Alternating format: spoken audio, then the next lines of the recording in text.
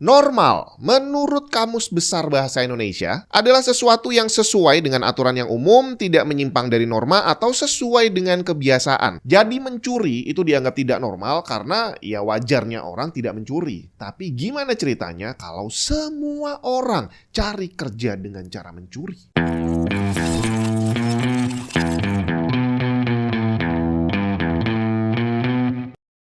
Hari ini kita akan ngobrol tentang privacy dan apa hubungannya dengan mencuri, apa hubungannya dengan normal, pasti udah tahu arahnya bakal kemana. Pernah ada waktunya zaman dulu orang itu sangat peduli dengan privacy. Segala hal yang terjadi di rumah itu ya jadi konsumsi pribadi, bukan untuk disebarluaskan kemana-mana. Dan ini kita bukan hanya bicara tentang sesuatu yang buruk, bahkan hal yang baik aja itu ya wajarnya tidak disebarluaskan. Macam misalkan punya suami yang ganteng dan perhatian, punya istri yang cantik dan pintar masak, punya anak yang pintar dan berprestasi. Itu kalau disebarin kemana-mana bisa menimbulkan kecemburuan. Jadi akhirnya wajarnya hal-hal positif seperti itu disimpan untuk diri sendiri. Apalagi kalau kita bicara tentang hal yang lebih sensitif. Berapa gaji kamu tiap bulannya? Berapa gaji istri atau suami kamu? Cukup nggak tiap bulan? Jangankan disebarluaskan, ditanya sama orang deket aja, itu bisa jadi sesuatu yang bikin kita nggak nyaman kali ya. Tapi dunia sudah berubah.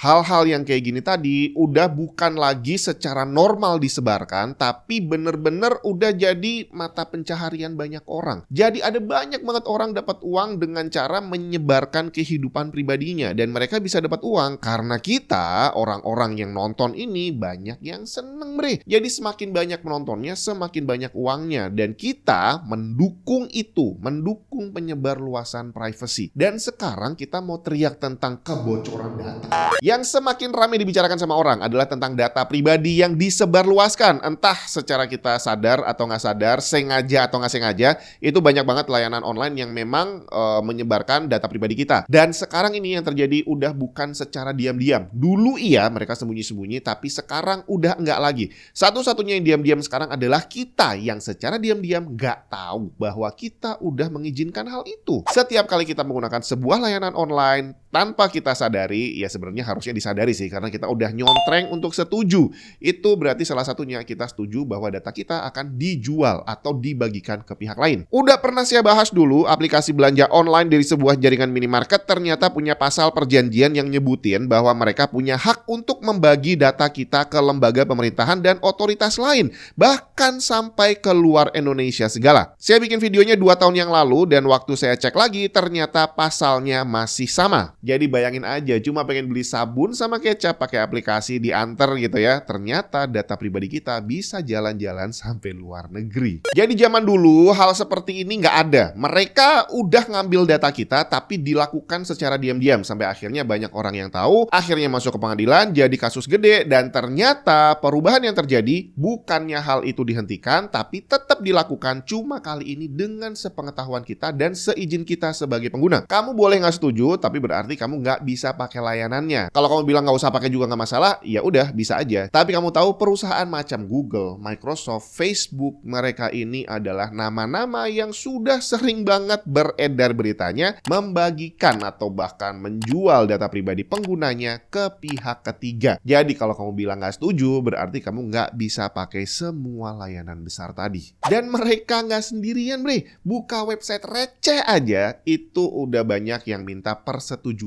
untuk pembagian data pribadi. Jadi untuk saat ini kalau kita memang udah online ya berarti nggak bisa dihindari data kita udah kesebar kemana-mana, dan kali ini atas persetujuan kita. Bahkan kalau kita bicara tentang Indonesia, jangankan data online, data offline aja, fotokopi KTP, fotokopi KK itu bukan cuma disebar ke orang lain bre, tapi disebar sampai jadi bungkus nasi. Jadi bisa aja kamu pergi makan di suatu tempat, beli nasi bungkus, dan ternyata bungkusnya adalah fotokopi KK yang pernah kamu kirim ke kelurahan misalkan. Ada satu argumen yang dinamakan nothing to hide. Bukan hal baru karena pertama kali muncul dia di tahun 1888 dalam sebuah novel yang judulnya The Reverberator. Di chapter 14 ditulis bahwa kalau seseorang sudah melakukan hal buruk, dia harus malu dan kita nggak perlu kasihan sama dia. Tapi kalau mereka nggak melakukan kesalahan, maka nggak ada yang perlu disembunyikan. Dan inilah yang dijadikan argumen banyak orang sekarang, bahwa data tersebar ini kita nggak perlu khawatir kalau kita tidak melakukan kesalahan. Tapi tentu saja ini adalah logika logika yang keliru. Karena walaupun yang tersebar adalah hal-hal positif, tetap aja akan bisa memunculkan potensi masalah. Contoh, kamu punya tadi istri yang cantik dan pinter masak. Akhirnya kamu upload setiap hari, ini loh istriku cantik banget, ini loh istriku pinter masak. Sampai akhirnya bukan hanya orang-orang yang tidak dikenal yang nonton, tapi ada satu mantan pacar istri kamu yang ikutan nonton,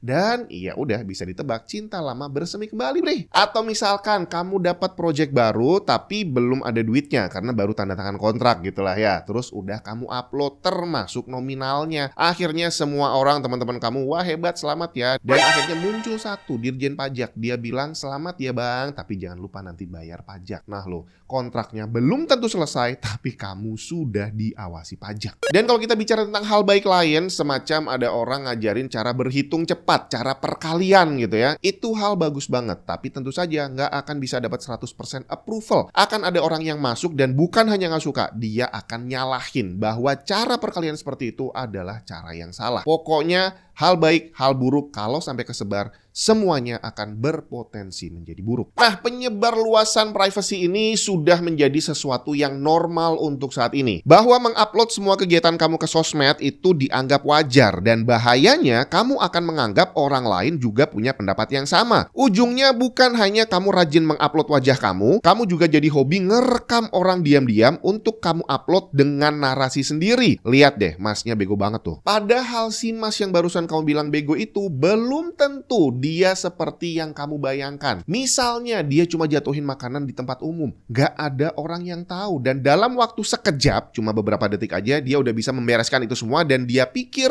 udah aman.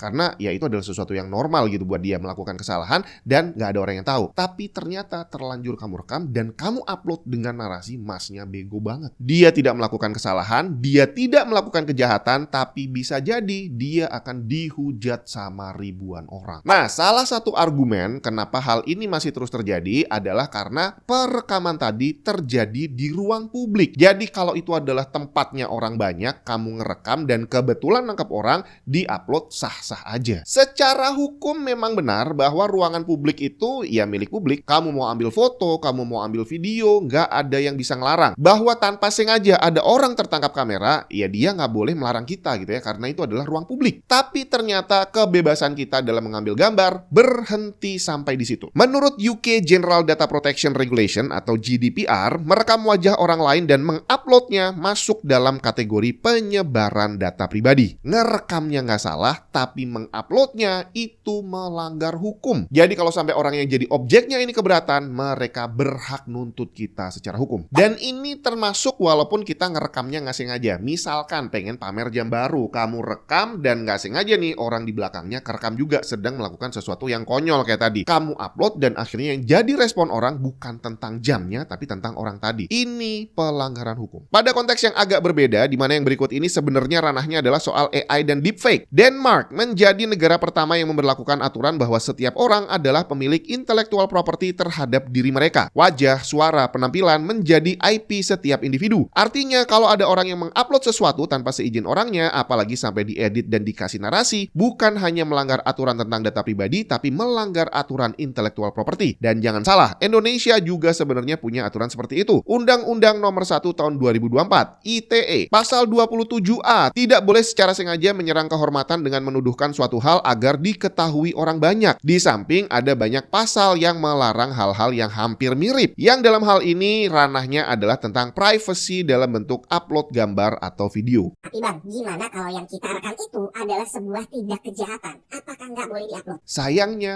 iya, kamu nggak boleh upload sembarangan karena alasan barusan. Proses ngerekamnya nggak salah, rekaman CCTV-nya nggak salah, tapi kalau kamu upload sembarangan, ini jadi salah, bre. Tapi bang, yang namanya kejahatan mana mungkin kita upload sambil minta izin sama pelakunya? Nggak bakal boleh lah. Iya, emang nggak boleh, tapi penanganannya juga bukan untuk di-upload. Rekaman kejahatan adalah barang bukti, dan barang bukti bukan untuk disebarluaskan, melainkan untuk dilaporkan ke aparat yang berwenang. Di banyak negara termasuk Indonesia sebenarnya aturannya seperti itu. Rekamannya jadi barang bukti dan pembuktian apakah benar itu kejahatan atau enggak bukan dari kita, bukan bukan dari netizen tapi dari pengadilan, Bre. Jadi videonya bukan untuk diupload tapi diserahkan ke pihak yang berwenang. Dan ini pun belum tentu hasil rekaman kamu akan bisa diterima sebagai barang bukti. Mungkin udah sering banget lihat di TV bahwa ngerekam tanpa izin itu tidak bisa dijadikan barang bukti. Macam kamu pasang penyadap, kamera tersembunyi, walaupun berhasil merekam tindak kejahatannya, tapi tidak bisa dijadikan barang bukti karena perbuatan ngerekam diam-diam tadi adalah melanggar hukum dan kita nggak bisa menegakkan hukum dengan cara melanggarnya sendiri. Kalau tidak melakukan kejahatan berarti kamu nggak perlu takut karena nggak ada yang kamu sembunyikan. Sekali lagi ini adalah argumen yang keliru dan saat saya tidak setuju dengan argumen itu, mungkin akan ada beberapa orang yang berpikir bahwa saya mendukung pelaku kejahatan gitu ya, bahwa kalau ngerekam dan nggak boleh diupload berarti lu ngedukung penjahatnya. Padahal sama sekali tidak. Dan yang terjadi saat ini terutama di Indonesia ini ya udah jadi sesuatu yang sangat aneh. Bukan hanya orang yang benar, orang yang salah sekalipun, penjahat sekalipun udah bisa ngerekam dirinya sendiri dan dia merasa benar langsung diupload kemana-mana. Penjahat yang saya maksud bukan berarti harus pencuri, perampok atau pembunuh gitu ya. Orang yang melanggar aturan berarti mereka jahat. Jadi sah untuk saya sebut sebagai penjahat. Macam orang naik kendaraan yang lawan arus, itu jahat. Orang yang nyetir sambil ngerokok dan abunya terbang berpotensi mencelakai orang lain, itu jahat. Nyetir sambil beraktivitas dengan handphone, itu juga jahat. Cuma sekarang di Indonesia kita masuk ke dalam budaya no viral no justice. Jadi kita mau ngelaporin orang-orang ini gimana caranya kalau nggak viral? Mau direkam videonya terus kamu serahin ke kantor polisi? Apa iya bakal diproses? Jadi akhirnya yang terjadi sekarang adalah buah si malakama. Udah ngerekam, kalau nggak diupload nggak dapat action gitu ya. Bahkan udah diupload pun juga belum tentu dapat action. Sedangkan proses mengupload tadi adalah pelanggaran hukum. Kalau kita mau berhenti melakukan itu juga udah nggak bisa. Karena aparat keamanannya pun juga sepertinya melakukan hal yang sama. Pasti udah sering lihat videonya, aparat keamanan di jalan melakukan tugasnya dengan benar. Dia keliling, terus cari pelanggar lalu lintas gitu ya. Habis itu ditindak. Yang jadi masalah sama dia direkam dan diupload. Jadi dia melakukan penegakan aturan dan sekaligus melanggarnya sendiri saat itu juga. Dan inilah yang terjadi sekarang. Pelanggaran hukum sudah dianggap menjadi sesuatu yang normal yang bahkan aparatnya sendiri juga melakukan tanpa sadar bahwa yang dia lakukan udah melanggar aturan. Tapi gimana menurut kamu? Apakah kamu termasuk orang yang mendukung bahwa kita boleh ngerekam sembarangan apapun konteksnya dan kemudian diupload, atau kamu setuju bahwa itu adalah melanggar hukum?